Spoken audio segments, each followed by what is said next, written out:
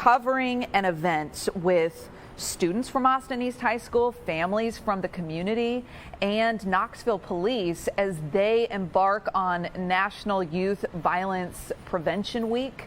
This is something that happens all across the country, obviously events happening here, and they carried more weight for us here simply because Austin East High School has been plagued with 5 gun-related incidents in the last couple months here.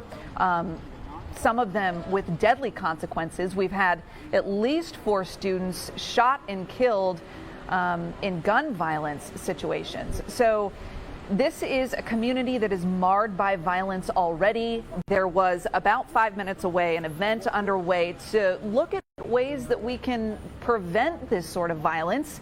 And here we are. Gwen left that scene, rushed down here for more violence. Gwen, do you have, and I don't know if you can still hear me, it looks like you may be working on your phone to get some more information there, but if you can hear me, what were some of the tactics that police were hoping to employ this week to unify the community, come together, and really tackle this violence situation head on?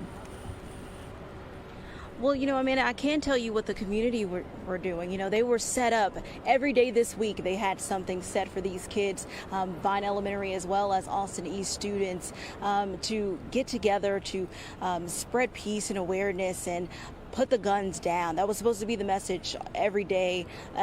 The week even started out like that. We covered just this weekend a block party, a Stop the Violence block party. We do see the park director out here, as well as looks like she's walking alongside an Austin East official. We might be able to get some more information there. But yes, every day this was supposed to be something fun. Today we were just going to cover paint the shirt. Or, Gwen, I'm sorry to interrupt you again. Tell us again who we are watching walk up towards the school there. Yeah, so this is the park director. This is the park is essentially a liaison between the community and police. They're boots on the ground whenever a situation happens, whenever, say, a civilian or just anyone has a complaint with KPD. They are involved. They get involved, and they're the middleman between the community and police. So I can imagine that there probably going to be some type of briefing or a meeting held between the director. We heard when McKenzie is on the ground here. Try giving her a call, but I can imagine she's busy and held up right now. So we are starting to see some city officials out here. Or at least know that some are out here on the ground. Mm-hmm. Oh, and sorry, Gwen, not to interrupt you again, but we've got Pete Michaels now flying again above the site that police have set up as a reunification site for loved ones who may have had family members or students nearby when this situation unfolded. This is the parking lot. We don't see much activity there. Pete, you may have a better view from your vantage point. Are you seeing anything of note that you think is worth pointing out? This is at Wilson and Hembry Streets in Knoxville. Right behind the school, there's a baseball diamond, and that is where Knoxville police have set up this reunification point. The superintendent, while we wait for Pete to join us here. Oh, okay. He's got his mic on. All right, Pete, anything of note that you're seeing at this particular reunification site or in this of the scene in general? Okay. All right, now let's share. We're looking for him. We've got a lot going on up here. You can imagine we're right. I'm going to zoom to get this back. You can imagine I'm right north of the downtown Island Airport. And what we have to do, we've got a number of airplanes around us. We need to keep an eye on that situation as well. So we'll try to give you the shot. Now, as far as finding the area behind the ballpark, we see most of the activity in front of the school, on the side streets, back to the ballpark again. The unification area, we'll give you that shot. All right, now let's share looking. But that's really all I can add right now. You can imagine between what's going on up here and the traffic in the air and traffic on the ground. Now, it looks like the area that Amanda was talking about, it's a little more busy off of Wilson. And again, we've had to climb a little bit higher to try to give you a steady shot. As you can imagine, flying 100 miles an hour. And bumpy conditions could be a bit of a challenge. So let me continue to circle, focus on the shots we can get you, and try to pass on more specifics as we get it here, just around the vicinity of Austin East High School. Okay, thanks, Pete. Check back in a few minutes. Yeah, we appreciate you continuing to fly and keep us up to date on the situation there. We should note, Knox County Sheriff's Office also flying. We had, for a period of time there, wondered whether that implied that they were searching for somebody. But I did get off the phone with the spokesperson for the Knox County Sheriff's Office. They say that they believe the scene is secure and that there is no active search for anyone. Rather, that helicopter is flying simply as added support to crews who are on the ground. So just another measure of security, eyes from above, being able to watch this situation. We are learning from the superintendent of Knox County Schools that the situation is secure and that students who were not involved have been reunited with their families. So that would explain why we're not seeing a lot of activity at that reunification site.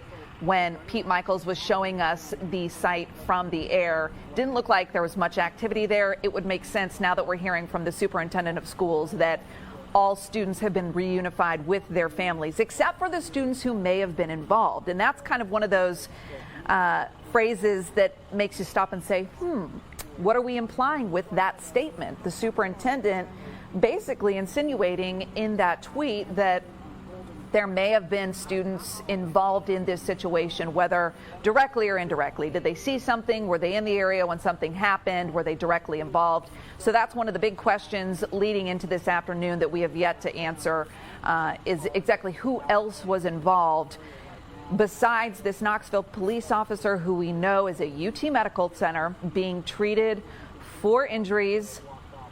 He is considered one of multiple people shot in some sort of situation that unfolded outside of Austin East High School this afternoon. And we're watching Gwendolyn Ducree off camera there, walking towards the scene to speak with folks in the area. So we're going to give her a few minutes to kind of continue to work that angle as we learn more about this situation. She said that there were initially, as she arrived on scene, at least one person kind of running towards the school, crying, visibly upset and emotional. And it's not hard to understand why. This is a school that has been plagued by violence this school year. We've had 5 shootings involving Austin East High School students in the last year. I believe at least 4 of them deadly.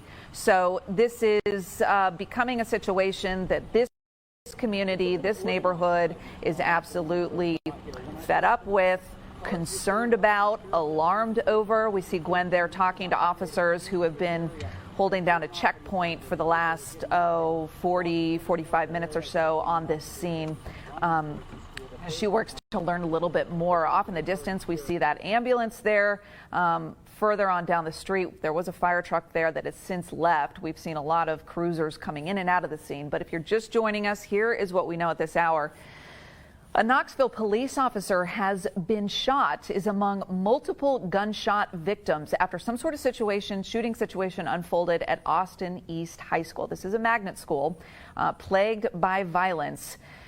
That officer, UT Medical Center now getting treatment. It is unclear the extent of that officer's injuries or whether this was an officer responding to the scene or an officer who works security for the school. This is the information that we are still trying to get from authorities. We do expect there to be a news conference shortly. We also know that the vice mayor of Knoxville asking for prayers, essentially, as she headed towards the scene to get a handle on exactly what's been going on there. We have Pete Michaels, who is flying from the air, watching this. It largely looks like a secure scene, and that's the information that we're getting from the Knox County Sheriff's Office as they offer support or play, I guess, a supporting role in this situation. The Knox County Sheriff's Office telling us it's their understanding that this situation is secure, that people living in the area don't have any cause for immediate concern, that there is no immediate threat to her understanding. We've got a bunch of people in our newsroom working to get a handle on some other pieces of information that are pertinent to this story. So we expect a few updates here in a moment, but some telling information coming from the superintendent of Knox County Schools, essentially saying that all families have been reunited. So students have been reunited with their families, except for students who are directly involved somehow in this situation. Those students are among the only students who have not been reunited with their families. What he means by that is kind of unclear at this hour. Does that mean students who saw something? Does that mean students who may have been directly involved? We're still trying to get a handle on that information. Pete Michaels now flying from the air, kind of keeping tabs on the situation. Because this is a large scene with a reunification site set up behind the school, and then we've got the scene at the school, and then we've got obviously probably patrols happening around this neighborhood. So Pete, what are you seeing that's noteworthy at this hour?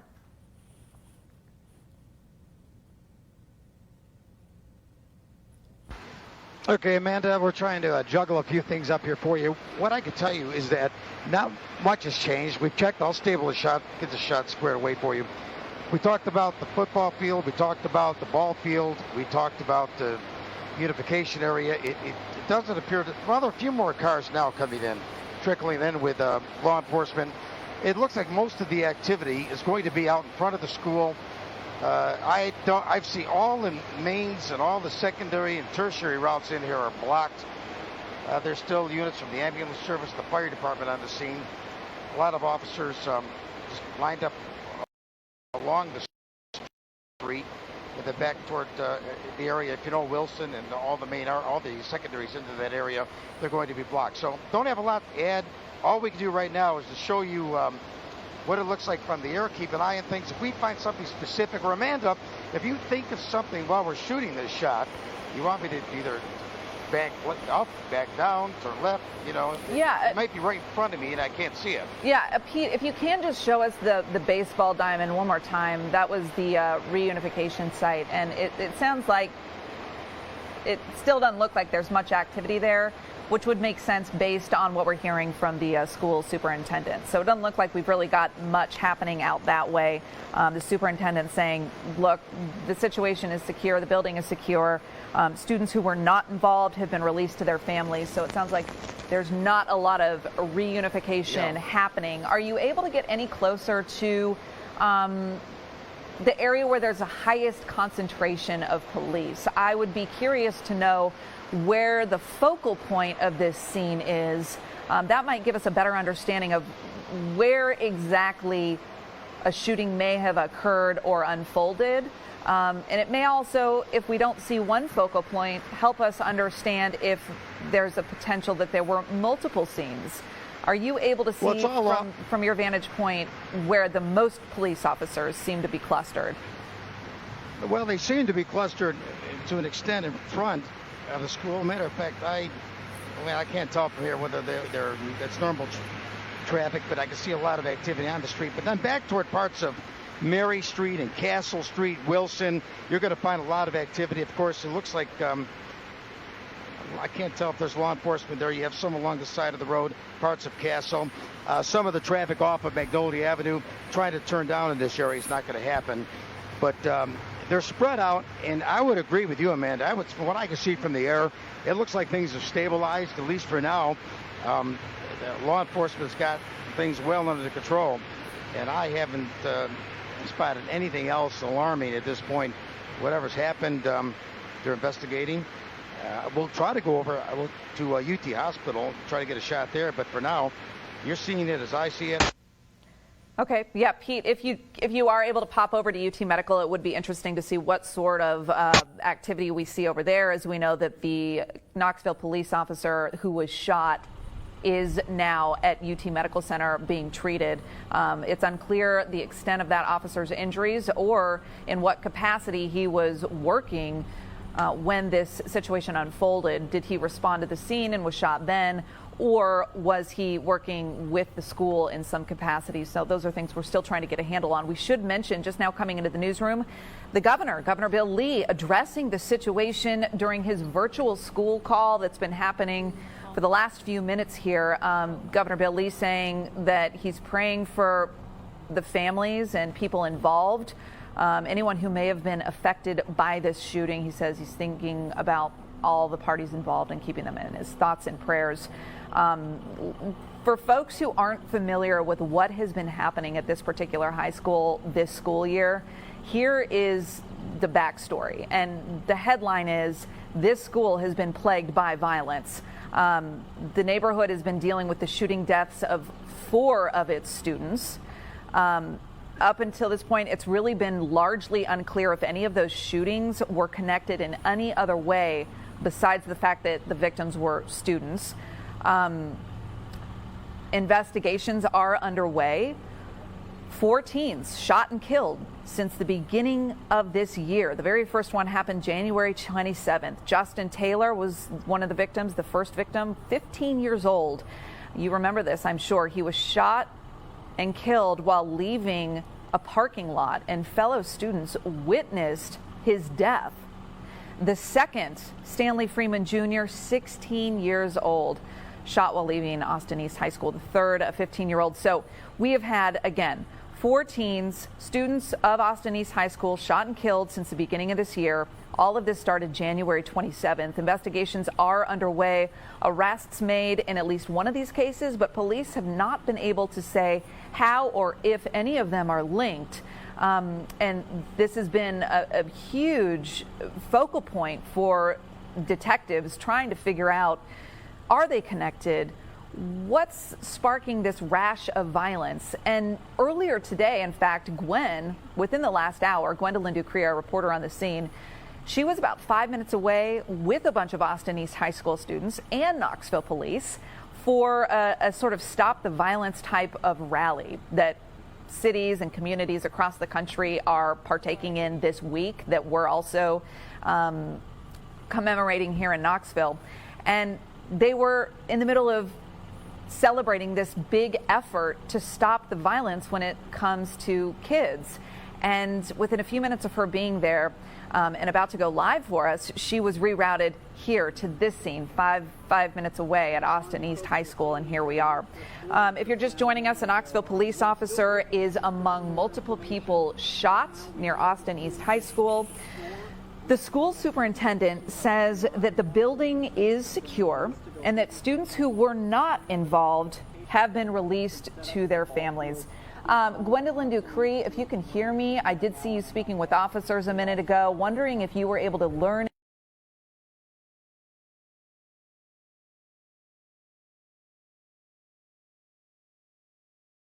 public information officer still where we're at.